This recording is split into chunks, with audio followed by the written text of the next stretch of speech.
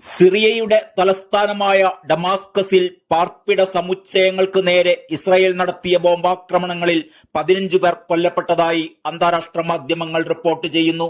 ഡമാസ്കസിലെ മസാഹിയിലും ഗുദസയിലുമാണ് ആക്രമണം നടന്നത്.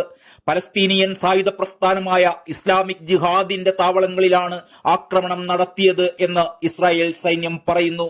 ഗാസ യുദ്ധം ആരംഭിച്ചതിന് ശേഷം സിറിയയിലെ ഹിസ്ബുല്ല താവളങ്ങളിൽ ഇസ്രായേൽ പലവട്ടം ആക്രമണം നടത്തിയിരുന്നു.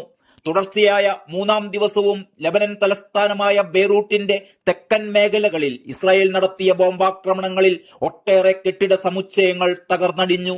ലബനനിൽ ഏറ്റുമുട്ടലിൽ 5 സൈനികർ കൊല്ലപ്പെട്ടു എന്നും ഇസ്രായേൽ അറിയിച്ചു. അതേസമയം പട്ടിണിയിൽ വലയുന്ന വടക്കൻ ഗാസയിൽ ഇന്നലെ സൗജന്യ ഭക്ഷണവുമായി 15 ട്രക്കുകൾ എത്തിച്ചേരുകയുണ്ടായി. വടക്കൻ ഗാസയിൽ പലസ്തീൻകാരെ പട്ടിണിക്കിടുന്നതടക്കം ഗാസയിൽ ഇസ്രായേൽ തുടരുന്ന യുദ്ധരീതികൾ വംശഹത്യക്ക് തുല്യമാണ് എന്ന് ഐക്യരാഷ്ട്ര സംഘടനയുടെ സ്പെഷ്യൽ കമ്മിറ്റി രേഖപ്പെടുത്തി. ഗാസയിലെ ഇസ്രായേൽ അതിക്രമങ്ങൾ അന്വേഷിക്കാൻ നിയോഗിച്ച കമ്മിറ്റിയുടെ റിപ്പോർട്ട് ഇന്നലെയാണ് വെളിച്ചം കണ്ടത്. ഗാസയിൽ ജനങ്ങളെ ബലമായി ഒഴിപ്പിക്കുന്നതടക്കം ഇസ്രായേൽ നടത്തുന്ന അതിക്രമങ്ങൾ യുദ്ധക്കുറ്റങ്ങളാണ് എന്ന് ന്യൂയോർക്ക് ആസ്ഥാനമായ ഹ്യൂമൻ റൈറ്റ്സ് വാച്ചിന്റെ റിപ്പോർട്ടും ചൂണ്ടിക്കാട്ടുന്നു. പലായനം ചെയ്യുന്നതിനിടെ സ്ത്രീകളും കുട്ടികളും അടക്കം ഇവിടെ കൊല്ലപ്പെടുന്നുണ്ട്.